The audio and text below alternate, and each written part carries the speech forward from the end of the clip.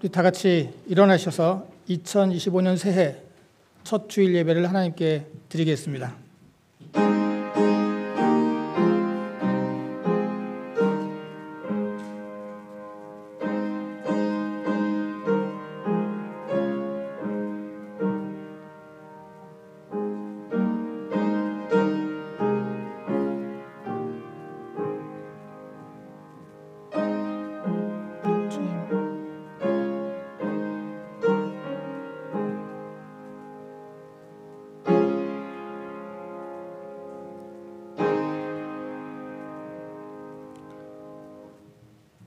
고마신 주님, 2025년 새해를 저희들에게 허락해 주신 것을 감사를 드립니다. 올 한 해 저희들 주님 안에서 살아가기로 작정하면서 저희들 마음과 정성을 다해서 주님 앞에 예배를 드립니다. 이 예배에 함께하고 계신 주님께서 이 예배를 주관해 주시고 이 예배를 받아주시며 이 예배를 통해서 주님 당신의 성도들 축복해 주시옵소서. 예수님의 이름으로 기도드렸습니다. 아멘.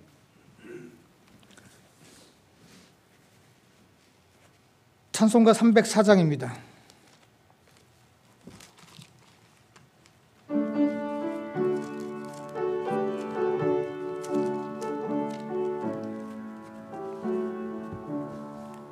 그 크신 하나님의 사랑 말로 다 영용 못하네. 저 높고 높은 별을 넘어 이 낮고 낮은 땅 위에 죄범한 영혼 구하려 그 아들 보내사 화목제물 삼으시고 죄 용서하셨네. 하나님 크신 사랑은 측량 못하네. 영원히 변치 않는 사랑 성도여 찬양하세. 괴로운 시절 지나가고 땅 위에 영화세할 때 주 믿지 않던 영혼들은 큰 소리 외쳐 울어도 주 믿는 성도들에게 큰 사랑 베푸사 우리의 죄 사했으니 그 은혜 잊을까. 하나님 크신 사랑은 측량 다 못하네. 영원히 변치 않는 사랑 성도여 찬양하세. 하늘을 두루마리 삼고 바다를 먹물 삼아도 한없는 하나님의 사랑 다 기록할 수 없겠네. 하나님의 크신 사랑 그 어찌 다 쓸까. 저 하늘로 비싸도 채우지 못하리. 하나님 크신 사랑은 측량 다 못하네. 영원히 변치 않는 사랑 성도여 찬양하세. 아멘. 교동문 93번입니다.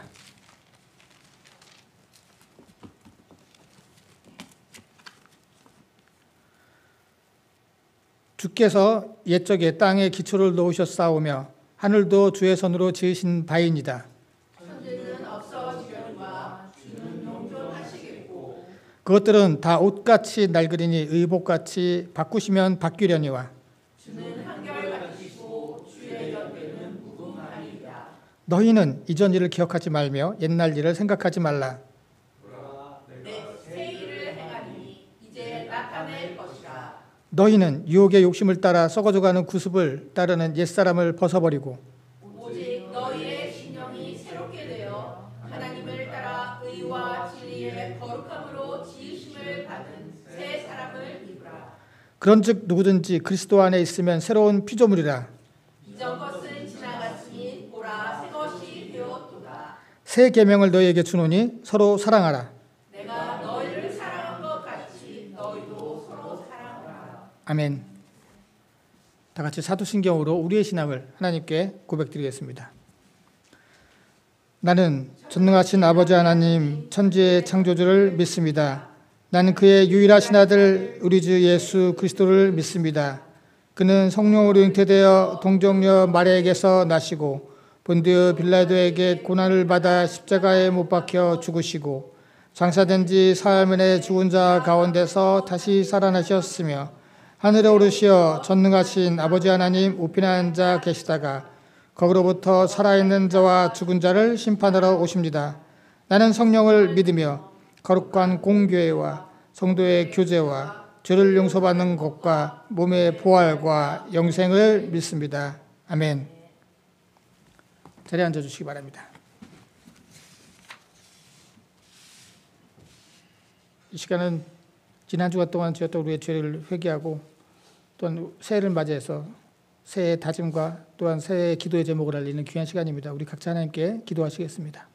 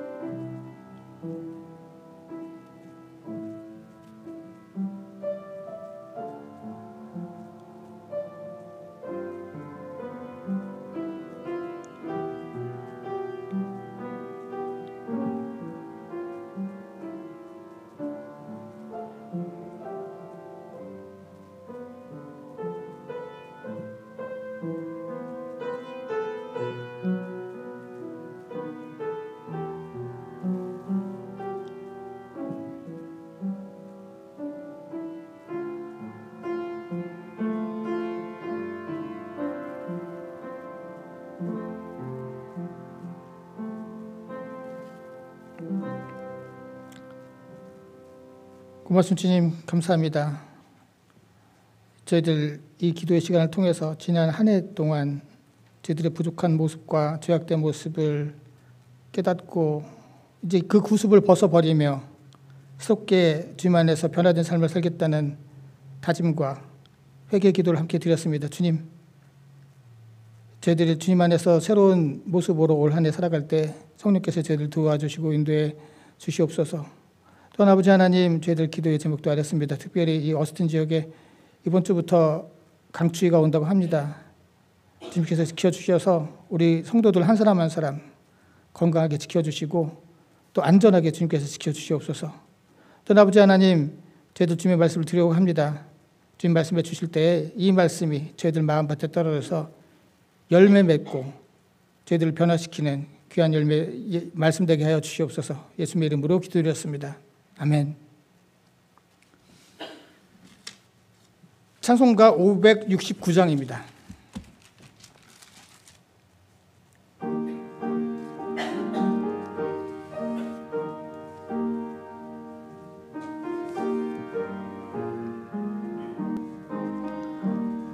선한 목자 되신 우리 주 항상 인도하시고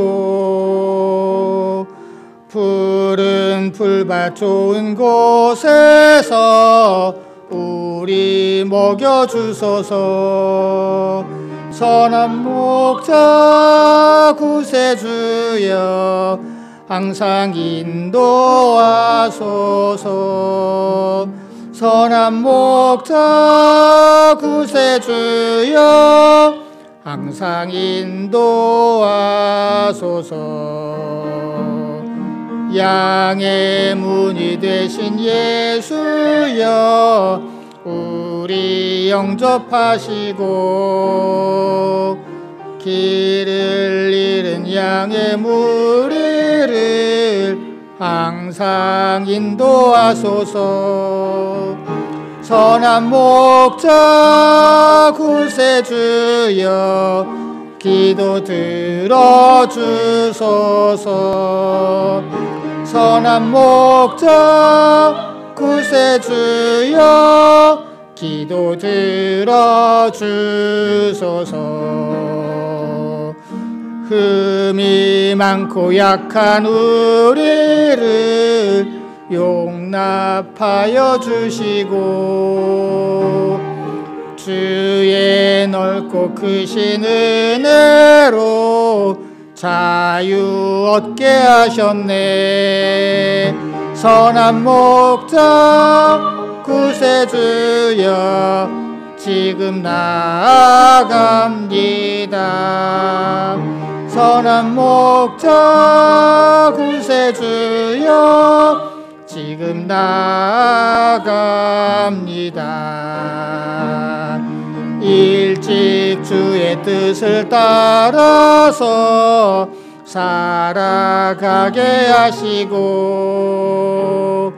주의 크신 사랑 베푸사 따라가게 하소서.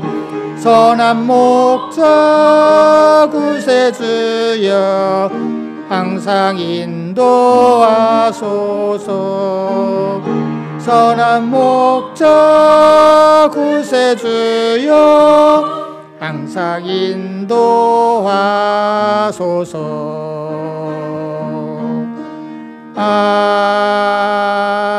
아멘. 말씀 보시겠습니다. 하나님 말씀은 에베소서 5장 15절서부터 18장 말씀입니다. 에베소서 5장 15절서부터 18절.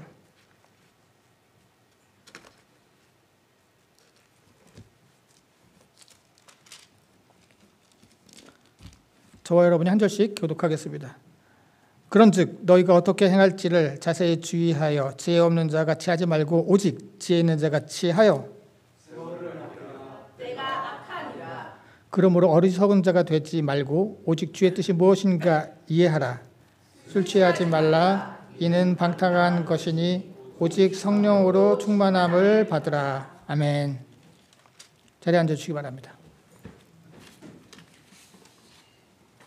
2025년 새해 첫 주입니다. 여러분들 새해 복 많이 받으시고 하나님께서 여러분들과 올 한 해 동안 동행해 주시는 놀라운 인도하심이 함께하기를 기원합니다. 저희들 송구영신 예배 때 말씀처럼 올 한 해 정말 바라기는 높은 산이 여러분에게는 평지가 되는 그런 한 해가 되길 바랍니다. 누구나 인생을 살다 보면 높은 산을 만나게 되죠. 뭐 믿는 사람뿐만 아니라 안 믿는 사람들이에요. 또 마찬가지예요. 높은 산이라고 하는 것은 원래는 하루가도 이게 그냥 단순히 높은 게 아니라 아주 산맥처럼 아주 태백산처럼 아주 큰 산을 말하는 거. 아주 큰 산, 아주 큰 산. 그것을 어떻게 우리가 평지로 만들 수가 있을까요? 할 수가 없죠. 우리는 할 수가 없어요. 뭐 그 당시에 스갈에서 지난번에 우리가 4장 7절의 말씀처럼 이 말씀이 스갈에서 4장에 있는 말씀인데 이스라엘 백성들은 성전을 짓는 일을 지을 수가 없었어요. 왜냐하면은 고레스 왕이라고 하는 고레스 왕이 야 너네 나라로 돌아가서 성전 지어라고 칙령을 냈던 그 왕이 이미 죽어버렸어요. 그 후대의 왕들은 기억도 못해요. 우리 뭐 사실 그게 뭐 그들에겐 조그만 일이죠. 그러니 뭐 이집트까지 점령해서 대제국을 이뤘던 그들이 조그만 이스라엘 백성들 귀환해가지고 뭐 하겠다는데 그게 뭐 알겠어요? 더군다나 사마리아 사람들이 야 이거는 자기네들 독립을 획득하려고 하는 것이지 무슨 하나님께 예배하려고 하는 게 아니다. 쟤네들 성전 짓는 꿍꿍이가 따로 있다라고 했을 때 아우 시끄러워 이제 그만해. 이제 짓지 마. 이거 시끄럽다. 이렇게 돼버린 거죠. 유대 백성들은 계속 우리가 성전을 짓겠다고 하는데 뭐 우리는 난 몰라. 손안께서 허락했습니다. 난 몰라. 이렇게 돼버린 거죠. 그 당시 아시리아를 무너뜨리고 이집트까지 점령해버린 아주 대제국을 이룬 페르시아가 유대인들이 어떻게 그 페르시아를 이기고 그 높은 산을 넘을 수가 있었겠어요. 근데 하나님께서는 스가랴 선지자를 통해서 걱정하지 마. 너네들 그 성전을 완성할 수 있어. 하나님만 믿어. 라고 하셨고 그러면서 높은 산이 평지가 될 거야. 라고 말씀하셨고 정말로 그 다리우스 왕 1세가 그래 그러면 한번 찾아볼까? 고레스 선왕이 정말로 그런 칙령을 내렸는지 그 왕이 그런 생각을 했다는 것도 놀랍고 그걸 실제로 찾는 것도 놀라워요. 찾았더니 저 창고 안에서 아주 오래된 칙령 하나 발견했어요. 그걸 봤더니 이스라엘 백성들이 돌아가도 좋고 성전을 지어도 좋다라고 하는 그런 왕의 칙령이 있었어요. 그래서 다리우스 왕이 야 너네들 성전을 지어도 돼. 그뿐만 아니라 성전 짓는 모든 경비도 우리가 댈게. 이렇게 돼버린 거죠.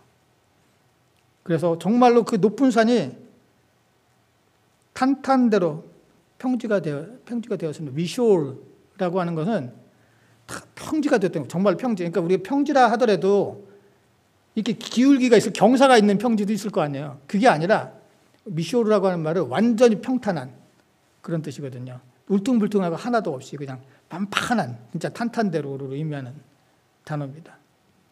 이스라엘 백성들은 정말로 그렇게 되어버렸어요. 그런 놀라운 일들이 저দের 인생에도 하나님께서 허락해 주세요. 우리가 올 한 해 살아가면서 높은 산을 만날지라도 하나님만 의지하면 여러분들이 만났던 그 높은 산이 사라지고 오히려 전화위복이 되어서 평지가 될 줄로 믿습니다. 그런데 이렇게 평지를 만들어 주신 건 하나님이신데 우리가 할 일이 아니에요. 그건 하나님께서 하실 일이에요. 우리는 하나님 앞에서 올 한 해 어떻게 살아가야 될까? 저도 오늘 말씀 15절에 보면은 너희가 어떻게 행할지 자세히 주의하라 라고 시작하죠. 자, 어떻게 행할지가 원래는 이게 어떻게 살아가야 될지 자세히 주의하라 라고 하는 그런 뜻이에요. 원래 그래서 여러분들 킹제임스 버전을 보더라도 NIV를 보더라도 how you live 어떻게 살아갈지 how you live 어떻게 살아갈지로 번역을 해놨어요. 그러니까 어떻게 살아가야 될지 자세히 주의하라. 그냥 주의도 아니에요. 어떻게 살아갈지 주의 깊게 생각하라가 아니라 그것도 거기 앞에 자세히를 붙여놨어요. 자세히. 원래 그 에베소서 4장서부터는 그 실천 부분에서 새롭게 되어난 그리스도 은혜로 새롭게 된 사람이 어떻게 새 삶을 살아갈 것인가에 대해서 계속해서 쭉 말씀하고 있어요. 지금 5장까지도. 그러니까 어떻게 우리가 2025년도 우리도 이제 새롭게 살아야 된다라고 하는 우리 각오 안에서 2024년도 우리가 물론 잘 살아왔지만 그 안에서 우리가 잘못하고 부족하고 뭐 연약하고 여러 가지의 허물도 많았단 말이죠. 이제 그런 것들을 벗어버리고 2025년 더 나은 새 삶을 살아가길 원하는데 그때 그렇게 살기 위해서는 너희들이 그냥 사는 게 아니라 달력이 바뀌었으니까 그냥 아무 생각 없이 사는 것이 아니라 자세히 주의하여서 살아가라 라고 말씀하고 있습니다. 그럼 우리가 어떻게 살아가야 될지 우리가 자세히 주의 깊게 생각을 해봐야 되는데 다행히도 성경 말씀에서 우리가 어떻게 자세히 주의 깊게 살아갈 때 어떤 삶을 살아야 되는지를 말씀해 주고 있습니다. 오늘 말씀에서. 그 다음에 지혜 없는 자 같이 하지 말고요. 지혜 있는 자 같이 해서. 우리가 인생을 살아가는데 지혜 없는 사람처럼, 어리석은 사람처럼 살지 말고 지혜 있는 사람처럼 살아라 라고 말씀하고 있습니다. 지혜 있는 삶을 살으라고 하니까 그러면은 뭐 학식을 넓혀야 되나? 책 좀 읽어야 되나? 뭐 교양서적을 좀 봐야 되나? 그런 생각을 할지도 모르겠습니다. 근데 그런 게 아닙니다.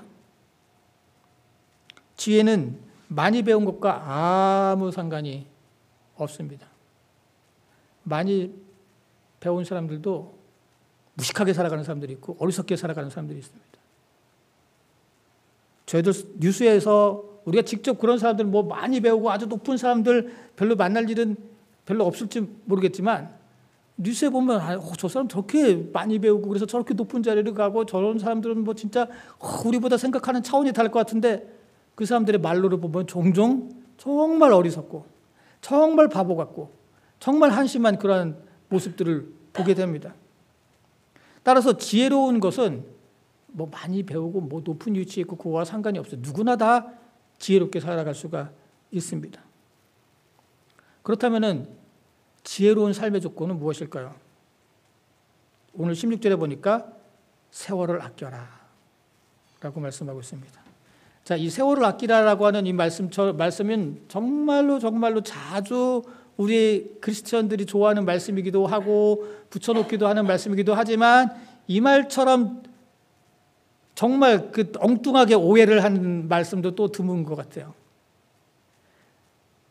왜냐하면 우리가 세월을 아끼라라고 하면 그래요. 세월을 허비하지 말고 부지런히 열심히 계획을 짜서 그 계획대로 착착 괜히 그냥 게으름 피우지 말고 그냥 다른 짓 하지 말고 그냥 부지런히 열심히 계획대로 착착 살아가야 된다라는 말씀인가 보다 우리가 이렇게 생각을 해요. 그런데 전혀 그런 말씀하고 완전히 다른 말씀이에요. 이 말씀은. 첫 번째, 세월이라고 하는 단어가 우리가 말하는 그 세월, 1년 365일, 1시간, 2시간, 3시간 그 단어가 아니라는 것. 제가 자주 말씀드리지만 헬라어에는 시간을 나타내는 두 가지 단어가 있어요. 하나는 크로노스. 우리가 크로니코 할 때 영어에서. 그러니까 시간이죠, 보통. 연대, 시간을 의미하는 우리가 보통 얘기하는 뭐 1시, 2시, 1월, 2월, 3월, 뭐 2024, 25, 26 뭐 이런 식으로 연도나 시간이나 이런 거 우리가 보통 말하는 그 시간을 의미할 때 크로노스라고 하는 단어를 써요. 헬라어에서는. 그런데 그와 상관없이 이런 우리가 말하는 시간과 상관없이 하나님의 은혜의 때를 하는 단어가 카이로스라고 하는 단어예요. 오늘 말씀은 카이로스예요. 카이로스. 그러니까 뭐요? 은혜의 때를 아껴라라고 하는 거예요. 우리들이 살아가는 일상생활을 이런 시간을 아끼라는 말씀이 아니에요. 물론 우리가 이 시간도 소중히 여기고 아끼며 살아가야 되겠지만 적어도 이 말씀은 그런 말씀이 아니다. 시간을 그러니까 은혜의 때를 아껴라라는 말씀이야. 이 아끼라고 하는 말씀도 더 정확히는 상인들이 자기가 물건을 어디에서 물건을 사와서 팔잖아요. 그 상인들이 아주 전문적인 상인들이 좋은 물건을 발견하고서 그 물건을 값을 지불하고 사는 것을 의미해요. 경제 용어예요. 경제 용어. 그래서 여러분들 영어 성경을 보면 킹 제임스 버전이나 ASV 같은 경우에는 redeeming the time 이렇게 했어요. the time 그냥 타임이 아니라 the time 그때 다시 말해 은혜의 때죠. 그때를 redeem 구하라 사라라는 말로 번역을 했단 말이죠. 딱 그 말씀이에요. 딱 그 모습. 오늘 뜻이 세월을 아끼라는 말씀이 세월을 아껴서 열심히 부지런히 살라는 말씀이 아니라 그 은혜의 때를 놓치라는 말씀이죠. 우리가 부지런히 산다고 해서 올바로 살아가는 게 아니죠. 우리가 가끔씩 뉴스에서 보잖아요. 어떤 뭐 강도나 도둑들 이렇게 그 잡았다고 하면서 그 사람들 어떻게 계획을 모의하고 어떻게 범행을 저지르는 건가 보면은 아주 치밀하고 진짜 열심히 살았어요. 그래서 우리 다들 그런 말 하잖아요. 야, 저런 머리와 저런 열심으로 다른 일을 하면 진짜 출세했을 텐데, 성공했을 텐데 왜 저 머리와 저 노력으로 저런 걸 할까 싶을 때도 있잖아요. 우리가 열심히 살고 부지런히 산다고 해서 그게 다 옳은 삶이 아니에요. 여기서 지금 말씀하고 있는 것은 그런 식으로 열심히 살라는 말씀이 아니라 은혜의 때를 절대로 놓치지 말고 값을 지불해서라도 너를 희생해서라도 그 은혜의 때를 잡아라라고 하는 것이죠.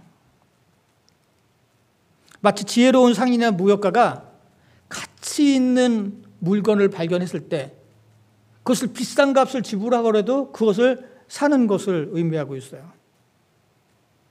그런데 반대로 그 가치 있는 물건은 보지 못하고 죄다 쓰레기 같은 물건만 사다 주워 담아놓는 상인이 있다면은 그 상인은 어리석은 상인이고 곧 망하죠. 그런데 많은 사람들이 진짜 중요한 은혜의 때를 놓치고 살아갑니다. 먹고 사는데 중요한 때는 안 놓치려고 해요. 와, 이거 나에게 먹고 사는 거에 아주 이건 중요한 일이야. 중요한 미링이야. 중요한 때야. 라고 하는 것은 물론 그런 것도 게을러서 안 하는 사람도 있지만 대부분의 사람들은 그건 안 놓치려고 해요. 이건 기회야. 찬스야. 그런데 그건 그렇게 소중하게 여기면서 그것도 그거에 대해서는 값을 지불도 하죠. 그러면서 하나님의 은혜의 때는 놓치고 산다는 것이죠. 정말 중요한 은혜의 때를 놓치는 어리석은 사람들이 있습니다. 그런 사람들은 세월을 아끼는 게 아니에요. 인생을 살아가면서 먹고 사는 거에는 부지런하지만 은혜의 때를 놓치는 것은 세월을 아끼는 것이 아니라 세월을 헛속하는 거다. 올 한 해 저희들 살아가면서 하나님께서는 특별한 은혜의 때를 우리에게 주실 것입니다. 그것을 절대로 놓치지 말고 잡으시기를 기원합니다. 값을 치르고 산다는 것은 희생을 의미해요. 그러니까 희생을 하고 손해를 보고라도 그것을 잡아야 됩니다. 왜냐? 사실은 세상적으로 볼 때 그것이 손해를 보는 것 같지만 그것이 남는 것이고 그것이 축복이기 때문이에요. 예배를 통해서 주시는 하나님의 은혜의 때, 기도를 통해서, 말씀의 묵상을 통해서, 찬양을 통해서, 여러분들 삶 속을 통해서 하나님께서는 그 은혜의 시간, 은혜의 세월, 이 카이로스를 주십니다. 그 여러분들 그 시간을 수없이 만나게 될 거예요. 살면서 올 한 해 살아가면서 그때를 놓치지 마시기 바랍니다. 그냥 허투루 여기시고 이거는 뭐 내 인생에서 밥이 되지 않으니까 돈이 되지 않으니까 그냥 넘어가자라고 하지 마시기 바랍니다. 근데 그거를 잡는 사람이 오늘 말씀에 뭐요? 어떻게 살지 주의 깊게 생각하는 사람이고 어떻게 세월을 지혜롭게 살아가는 사람이라는 것이에요. 그것을 놓치는 사람이야말로 어리석은 사람이라. 올 한 해 여러분들 지혜롭게 살기를 원하지 않습니까? 누가 새해를 맞이하면서 올 한 해 나는 어리석게 살 거야 라고 생각을 하겠습니까? 많은 사람들이 지혜에 대해서 말씀하고 있죠. 그러나 진짜 지혜가 무엇인가에 대해서 오늘 성경에서 말씀을 해주고 있는 것입니다. 이 악한 세대라고 또 말씀하고 있죠. 오늘 본문 말씀. 이 악한 세대가 악하다라고 하는 것은 여기서 악하다는 것은 뭐 특별히 막 흉악하고 막 범죄스럽고 이런 게 아니라 은혜의 때와 반대되는 거죠. 그냥 은혜의 때를 무시하면서 살아가는 때, 시대. 그때가 악한 때라고 하는 거죠. 지금 오늘 진짜 요즘 시대야말로 악하죠. 그런 의미에서 보면. 은혜의 때를 무시하면서 살아가죠. 은혜의 때는 그 무슨 은혜의 때야. 어리석은 사람들. 예수를 믿어서 뭐해? 라고 생각하면서 살아갑니다. 거기에 휩쓸려 살아간다면 우리는 정말로 세월을 아끼지 않는 것이고 우리는 어리석은 자가 되고 만다. 자, 오늘 그러면은 세월을 아끼라고 했고 은혜의 때를 잡으라고 했는데 그래서 지혜로운 삶을 살라고 하는데 구체적으로 은혜의 때를 잡고 지혜롭게 사는 것은 무엇일까? 오늘 17절의 말씀에 어리석은 자가 되지 말고 오직 주의 뜻이 무엇인가 이해하라. 어리석은 자의 반대, 다시 말해서 지혜로운 사람은 주의 뜻이 무엇인가 이해하며 살아가는 사람이에요. 어리석은 자들은 주의 뜻이 무엇인가 이해하지도 않고요. 이해할 마음도 없어요. 그냥 주의 뜻과 상관없이 살아갑니다. 반대로 지혜 있는 사람들은 주의 뜻이 무엇인가 분별하면서 살아간다는 것이죠. 뜻, 텔레마라고 하는 단어는 기뻐하다, 원하다라고 하는 뜻이에요. 여기서 주의 뜻이라고 하는 단어. 그러니까 주님께서 원하는 것이 무엇인가, 어떻게 하면 주님께서 기뻐하시는 것이 무엇인가를 잘 분별하면서 살아가는 것이에요. 저희도 올 한 해 우리는 어떤 일을 만날지 알 수가 없습니다. 아무도 몰라요. 그러나 어떤 일을 만나든지 간에 중요한 것은 만난 그 일이 아니라 그 만날 일 안에서 내가 하나님의 원하시는 것을 구별하는 것이에요. 내가 이 상황에 좋은 일 안에서 혹은 나쁜 일 안에서 내가 이 상황 안에서 하나님께서 원하시는 것이 무엇일까? 나를 통해서 원하시는 것이. 내가 어떻게 하면 이 상황에서 하나님을 기뻐하게 해드릴 수가 있을까? 라고 하는 것을 이해하는 것이에요. 생각하는 것이에요. 깨닫는 것이에요. 하나님의 원하시는 것을 분별하면서 어떤 상황에서든지 그 원하시는 것을 이해하고 깨닫고 그 뜻대로 살아가는 것이에요. 우리가 세상에서도 다른 사람의 마음을 이해하는 것은 중요하지 않습니까? 아까 상인들 이야기를 시작했는데 상인들이 고객의 마음을 이해를 못하면 망하게 되죠. 우리 가족들 간에서도 가족들의 마음을 서로 이해를 해야지 그 가족이 화목한 가족이 될 수가 있죠. 학생들은 선생님의 마음을 이해하고 선생님은 학생들의 마음을 이해해야 되죠. 선생님들도 학생들의 마음을 이해해야 돼요. 제가 이제 그 학교 트레이닝 받으면 이런 거 가르쳐요. 트레이닝에 어떤 애가 막 화가 나 있어요. 막. 그럼 가서 이름을 불러주면서 너 화가 났구나. 왜 화가 났니? 물어보는 거예요. 화가 났구나라는 얘기를 반드시 하라는 거예요. 왜냐? 그래야지 애들이 선생님이 내 마음을 알아주는구나 라는 것을 깨닫기 때문에 화가 났구나. 왜 화가 났니? 예를 들어서 나 런치박스를 안 갖고 왔어요. 런치박스를 안 갖고 와서 네가 화가 났구나. 어떻게 하면 그 화가 풀릴 수 있어? 어떻게 하면 선생님이 도와줄까? 부모님한테 전화해서 런치박스 갖고 오라고 그럴까? 이런 식으로 아이들의 마음을 이해해줘라라는 어떤 훈련을 받거든요. 아이들도 마찬가지로 선생님의 마음을 이해해야죠. 제가 옛날에 페이퍼를 쓰면서 인생에서 가장 진짜 망한 페이퍼를 한번 쓴 적이 있어요. 하여튼 그 제목은 하여튼 무엇과 무엇 중에 무엇이 더 옳은 것인가 라는 것이었어요. 거기에 대해서 쓰라는 것이었어요.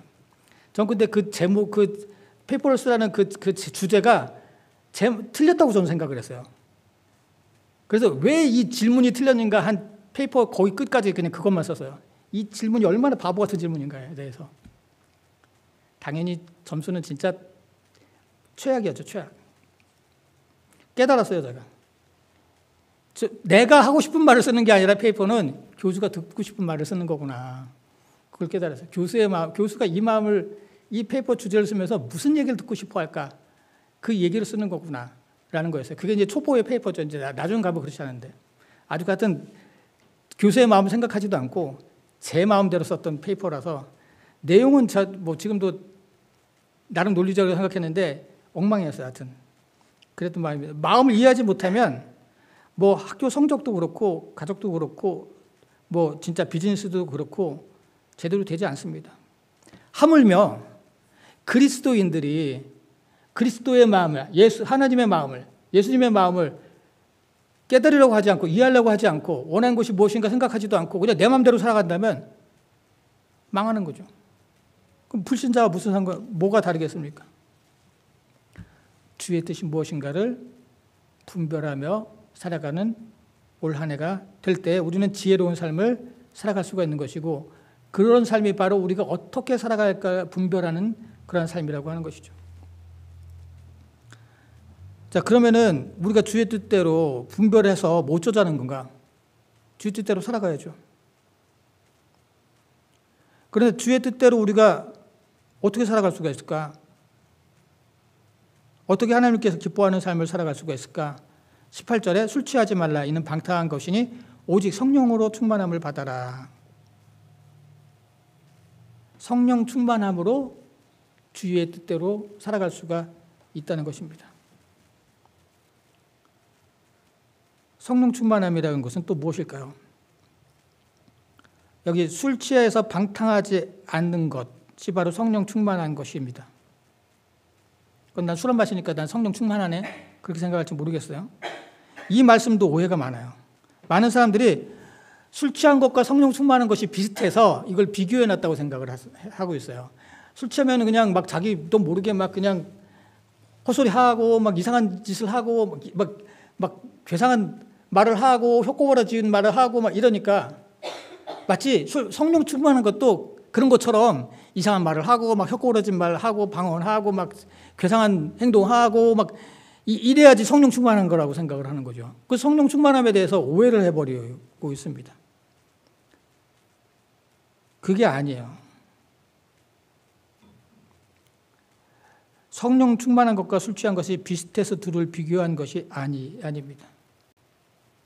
오히려 그 반대예요. 성령 충만한 것과 술 취한 것은 서로 반대라서 대조해 놓은 거예요. 오늘 말씀도 지혜로운 자와 어리석은 자를 대조해서 지금 말씀하고 있거든요. 대조법이라고 하죠. 오늘 말씀이 주가 이루는 게 대조법이기 때문에 오늘 성령 충만한 것과 술 취한 것은 비교가 아니라 대조에 서로 반대되는 것이라는 거죠.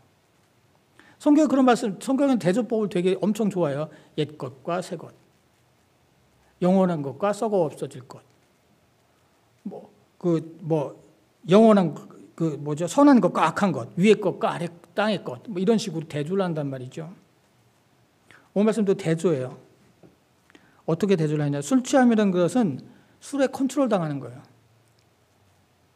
그래서 술을 의지하고 술의 용기 내에서 말하고 술의 용기 내에서 행동하고, 그러니까 술에 의해서 완전히 자기가 컨트롤 당하는 것. 자기가 자기 뜻대로 살아가는 게 아니라 술에 컨트롤 당하는 것이죠. 잠언서 23장 35절을, 그 앞에도 술에 대한 말씀이 많은데 특히 잠언 23장 35절에 내가 스스로 말하기를 사람이 나를 때려도 나는 아프지 않고, 술 취한 사람이에요 지금. 나를 상하게 하여도 내가 감각이 없도다. 내가 언제나 깰까 다시 술을 찾겠다. 완전히 술에 컨트롤 당한 거죠. 그러다 보니까 때려서 맞으면 아파야 되는데 아프지도 않아요. 내 몸이 맞아가지고 아주 상처가 나고 부상을 입었는데도 감각이 없어요. 이것이 바로 술 취한 것이라고 하는 것이죠. 바로 성령 충만한 삶과 반대되는 삶이에요.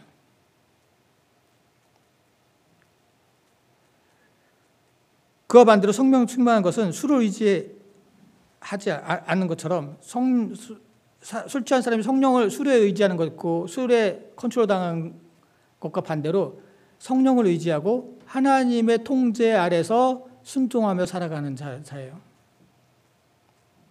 그래서 술이 내 삶의 주인이 아니라 하나님이 내 삶의 주인이 되는 것이죠. 그래서 내가 원하는 삶을 살아가는 것이 아니라 하나님께서 원하는 삶을 살아가는 것이에요. 그것이 바로 성령 충만한 삶이에요. 저희들 18절로 가서 이 성령 충만한 삶은 또 반대되는 것이 있는데 뭐냐면은 방탕하죠. 방탕한 것과 반대예요. 방탕이라고 한다면 우리가 이런 생각, 이것도 또 약간 사람들이 오해를 하는데, 방탕이라고 하니까 뭐 유흥업소 다니고, 아까 앞에 나온 것처럼 술 취해서 수태 부리고, 도박하고, 뭐 외도하고, 뭐 이런 걸 방탕이라고 생각을 해요. 그래서 우리 믿는 사람들은 나는 방탕하지 않아. 적어도 난 그러지 않으니까 라고 생각할지 모르겠습니다. 그러나 성경에서 방탕은 그런 뜻이 아니에요. 뭐 유흥업소 다니고 뭐 그래서 막 추태 부리고 하는 그런 것, 도박하고 막 이런 것과 이런 게 방탕이라고 말씀하고 있지 않아요. 방탕이란 하나님을 떠나서 자기 자신이 하고 싶은 대로 하는 것, 그것이 방탕이에요. 우리가 탕자에 비유해서 잘 알 수가 있죠. 탕자에 비유해서 그 둘째 아들이 아버지 내한테 물려줄 유산을 미리 좀 땡겨 주십시오 해서 그 유산을 갖고서 아버지를 떠나서 자기 마음대로 살아요. 그것을 거기서는 허랑방탕이라고 해요. 오늘 여기서 말씀하고 있는 이 단어, 똑같은 단어예요. 아스티아라고 하는 단어와 똑같은 단어를 사용하고 있어요. 그게 방탕이에요. 누가복음 15장 13절. 그 후 며칠이 안 돼요. 둘째 아들이 재물을 다 모아가지고 먼 나라를 가서 거기서 허랑방탕했다. 같은 단어예요. 재산을 낭비했다. 여기서 아버지는 하나님을 뜻하죠. 당연히. 하나님을 떠나서 자기 마음대로 살아가는 것. 그것이 바로 허랑방탕이에요. 내가 하나님을 떠나서 그것이 꼭 뭐 그냥 세상에서 말하는 그 방탕한 삶이 아니라 하나님을 떠나서 내 마음대로 살아간다면 적어도 그 성경에서는 그것을 방탕이라고 말씀하고 있는 것이요. 갈라디아서 5장 16절. 우리 갈라디아서 5장은 다 아시는 대로 성령장이죠. 성령의 열매는 하면서 성령에 대해서 쭉 말씀하고 있는, 성령에 대해서 계속 말씀하고 있어요. 내가 이르노니 너희는 성령을 따라 행하라. 그리하면 육체의 욕심을 이루지 아니하리라. 육체의 욕심대로 살아가는 게 그게 방탕이에요. 성령을 따라 살아가는 것은 성령 충만이지만 육체의 욕심을 따라 살아가는 것이, 그것이 바로 방탕이에요. 육체의 욕심에는 여러 가지가 있다는 거예요. 여러 가지가. 꼭 그렇게 막 그냥 그 안 좋은 뭐 세상에서 말하는 그런 유흥업소 쪽으로, 유흥 쪽으로 나가는 것 말고도 다른 쪽으로 육체의 욕심을 따라 살아갈 수가 있는데 그것도 방탕이라고 하는 것이죠.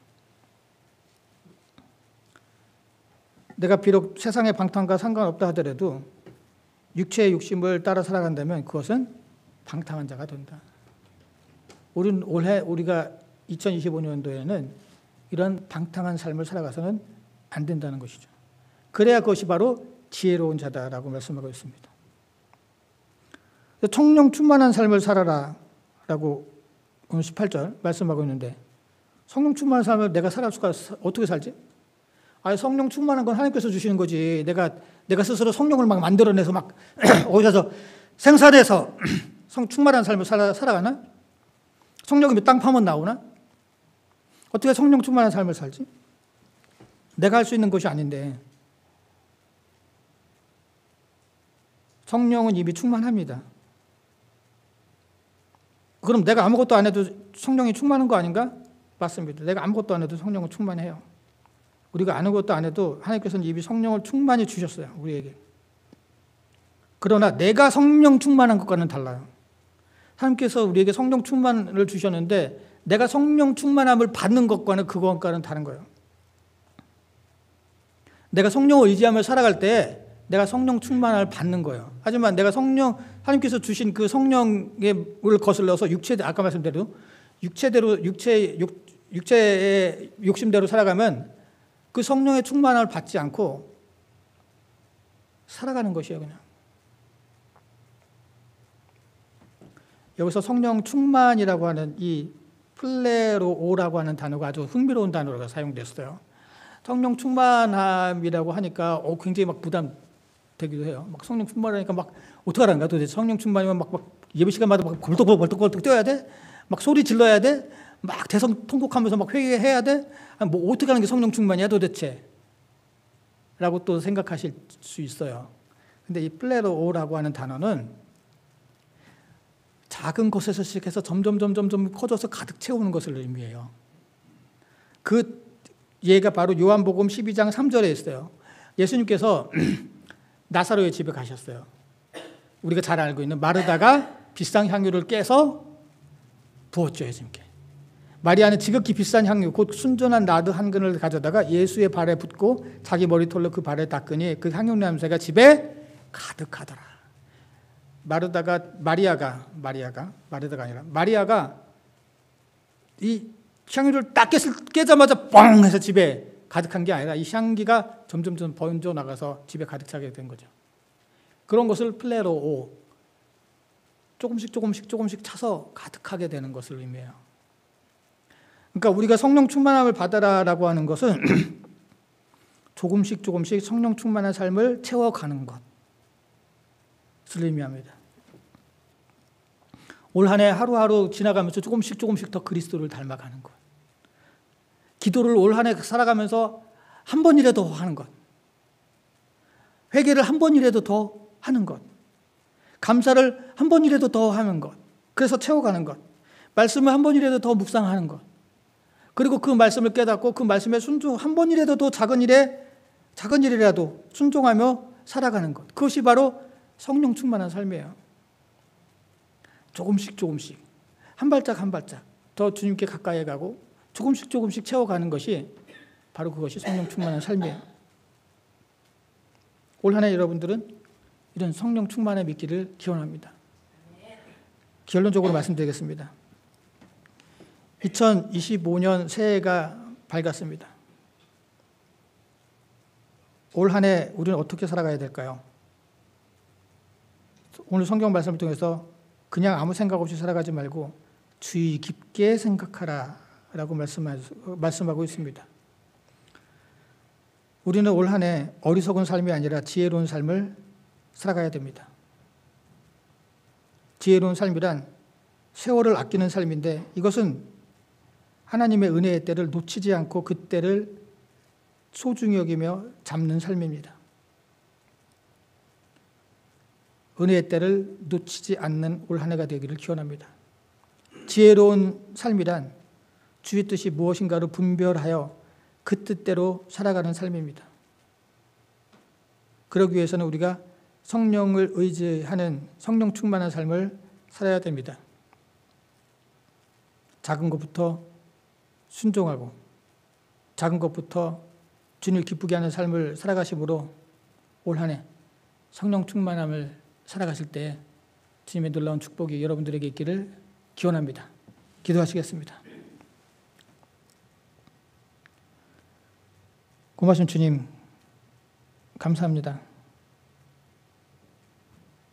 올 한 해 2025년도를 저희들에게 허락해 주시면서 그냥 살아가게 두지 아니하시고 오늘 이 말씀을 통해서 우리가 어떻게 살아가야 되는지를 말씀해 주시니 감사합니다. 저희들 어리석은 자처럼 올 한 해 살아가는 자가 아니라 저희 모두가 다 지혜롭게 올 한 해 살아감으로 말미암아서 저희들의 믿음이 성숙되고 성령 충만하여서 주님을 기쁘게 하며 또 주님께서 주시는 놀라운 축복 가운데 살아가는 복된 성도들 되게 하여 주시옵소서. 예수님의 이름으로 기도드렸습니다. 아멘. 찬송가 325장입니다.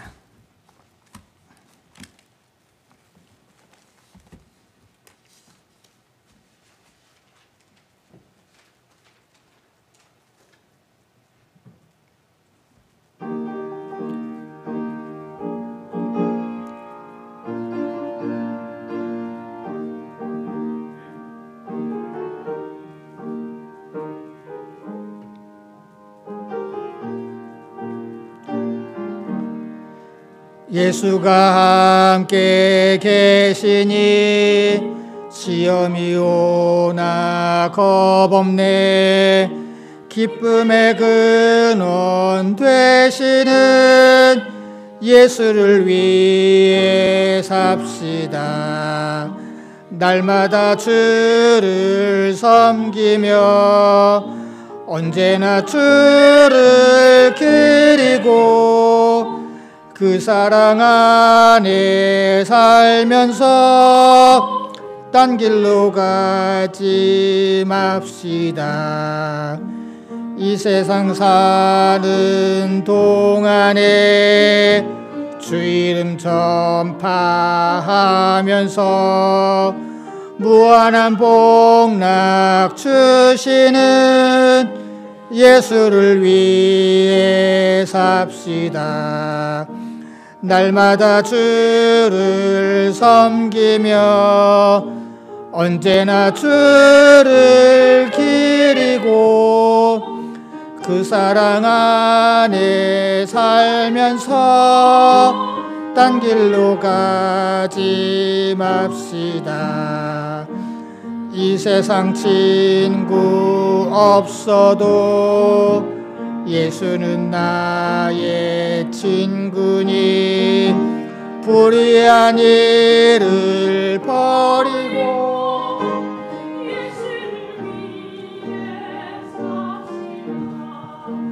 날마다 주를 섬기며 언제나 주를 기리고 그 사랑 안에 살면서 딴 길로 가지 맙시다.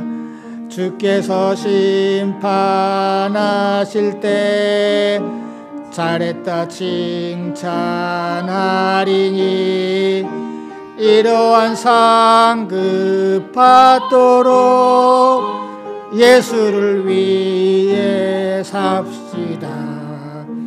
날마다 주를 섬기며 언제나 주를 기리고 그 상황 안에 살면서 딴 길로 가지 맙시다.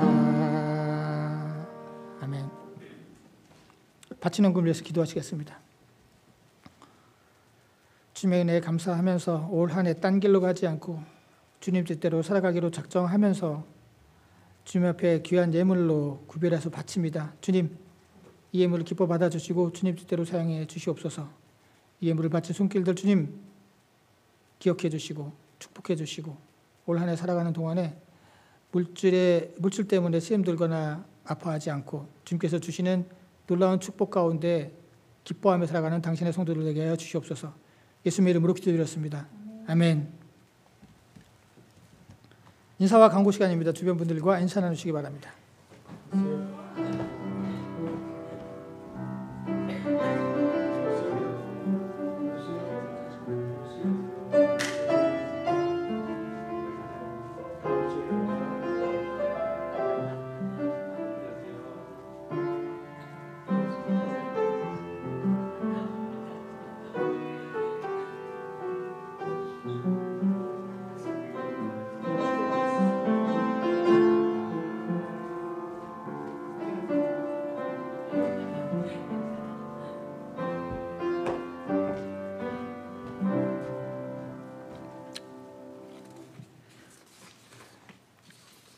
예배 참석하신 모든 분들을 주님의 이름으로 환영합니다.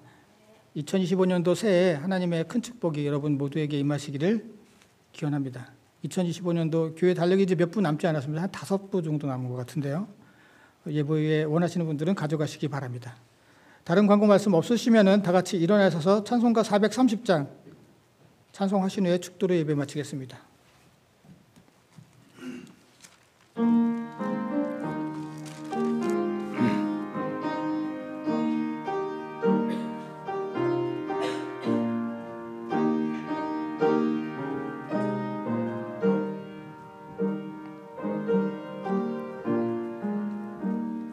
주와 같이 길 가는 것 즐거운 일 아닌가. 우리 주님 걸어가신 발자취를 밟겠네. 한 걸음 한 걸음 주 예수와 함께 날마다 우리 걸어가리. 어린아이 같은 우리 미련하고 약하나 주의 손에 이끌리어 생명길로 가겠네. 한 걸음 한 걸음 주 예수와 함께 날마다 우리 걸어가리. 꽃이 피는 들판이나 험한 골짜기라도 주가 인도하는 대로 주와 같이 가겠네. 한 걸음 한 걸음 주 예수와 함께 날마다 우리 걸어가리. 옛 선지자 에녹같이 우리들도 천국에 들려 올라갈 때까지 주와 같이 걷겠네.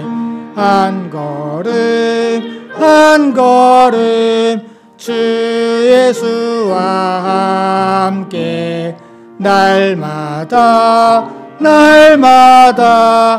우리 걸어가리. 아멘. 기도하시겠습니다.